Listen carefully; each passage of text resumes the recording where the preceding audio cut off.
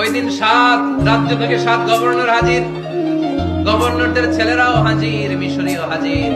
7 গভর্নরের কাছ থেকে 7 এলাকার খোঁজ খবর নেওয়ার পরে ওমর ফারুক বললেন, আইনাল মিশরি, মিশরী লোকটা কই, এদিকে আয়। মিশরী সামনে আসার পরে বলল, আমর ইবনুল আস, তুমি মিশরের গভর্নর, তোমার ছেলে সহ তুমি আসো। আমর ইবনুল আস এসে সামনে বসে রইলেন। এবার বললেন, ও আমর ইবনুল আসের ছেলে, তুমি নাকি ইবনুল আকরামিন গভর্নরের ছেলে, তুমি যা বলবে মিশরে নাকি তাই হবে, তোমার নাকি অনেক সাপোর্ট। এই যে একটা লাঠি এনে মিশরীর হাতে দিয়ে বলবে, এবার তোর মাথায় যতটা মারছে তুই তো পুরো টুনে করে মার, আমি দেখবো। আমর ইবনুল আস দেখবে, আমর ইবনুল আসের ছেলেরে তুই এখানে মার। সে বলতেছে, থাক, আপনি বলছেন এতেই যথেষ্ট, মারা লাগবে না, আমি মাফ করে দিলাম। ওমরে ফারুক বলল, খবরদার, মার, মার ওর মাথার মধ্যে। মিশরী ওমরে ফারুকের ধমক শুনে ভয়ে ভয়ে 3টা বাড়ি মারল। এই বাড়ি মারা দেখেও ওমরে ফারুকের হৃদয় ঠান্ডা হয় নাই। লজ্জায় আমর ইবনুল আস, বয়স হয়ে গিয়েছে, সাহাবা, মাথা তখন টাক, মাথায় চুল নাই, লজ্জায় মাথাটা হেট হয়ে মাথাটা নিচু করে রেখেছে।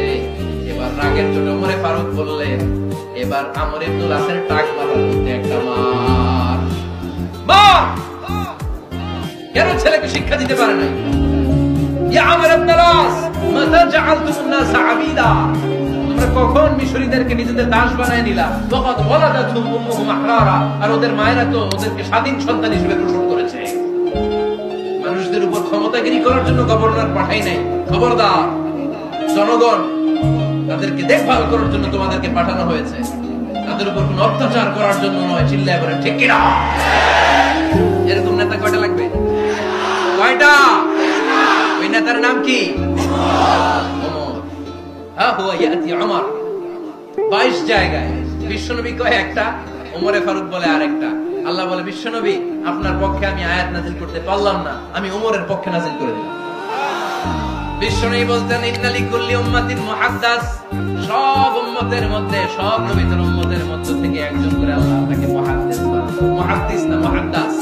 মুহাদ্দাস মানে এমন লোক যিনি যা ভাবতো ওই ভাবনাটাই আল্লাহ আয়াত হিসেবে নাযিল করে দিতেন। বিশ্বনবী বলেন, আমার উম্মতের মধ্যে মুহাদ্দাস হচ্ছে সাইয়েদনা ওমর। মদিনার সবচেয়ে বড় মুনাফিকের নাম আব্দুল্লাহ ইবনে উবাই ইবনে সালুল, সব মুনাফিকদের সরদার। কিন্তু এই মুনাফিকের ছেলেটা হলো পাক্কা ইমানদার। এই ছেলের নাম হলো আব্দুল্লাহ। আওয়াজ করে বলেন, ছেলের নাম কি? আব্দুল্লাহ ইবনে উবাই ইবনে সালুল। মুনাফিক সরদার যখন ইন্তেকাল করলো, সাইয়েদনা আব্দুল্লাহ রাদিয়াল্লাহু তাআলা বিশ্বনবীর কাছে এসে চোখের পানি ছেড়ে ডেকে বলে, নবী, আপনিও জানেন, আমিও জানি, মদিনার সবাই জানে আমার আব্বা মুনাফিকদের সরদার, কিন্তু আমার মন তো মানে না, আমার তো পিতা, আমার তো বাবা লাগে, আমার তো মন মানে না। আপনিও জানেন মুনাফিক, আমিও জানি মুনাফিক। নবী, আপনার দরবারে কিছু আমি চাই না, আপনার গায়ের একটা জামা দেন, আপনার জামাটা পরিয়ে আমার বাবারে দাফন দিব। এর উসিলায় যদি আমার আব্বারে আল্লাহ মাফ করে দেয়, দয়ার নবী, মায়ার নবী জামা খুলে দিয়ে দিলেন। পড়েন সুবহানাল্লাহ। আব্দুল্লাহ রাদিয়াল্লাহু তাআলা আবার আবদার চললেন, নবী, জানি আমার বাবা মুনাফিক, কিন্তু আমার তো বাবা, আপনার দরবারে ফরিয়াদ, আপনি নিজে যে আমার বাবার জানাজার নামাজের ইমামতি করবেন। দয়ার নবী, মায়ার নবী জানাজার নামাজে যেতে চাইলেন। ওমরে ফারুক বললেন, নবী না, খবরদার, আপনি উবাই ইবনে সালুলের জানাজায় যাবেন না। বিশ্বনবী জোর করে যেতে চাইলেন। সাইয়েদনা ওমরে ফারুক বিশ্বনবীর জামা পেছন থেকে টেনে ধরলেন। আল্লাহু আকবার। টেনে ধরলেন, যাবেন না আপনি। ওমর ফারুকের হাত থেকে হ্যাচকা টান মেরে জুব্বা টান দিয়ে বিশ্বনবী জানাজায় চলে গেলেন।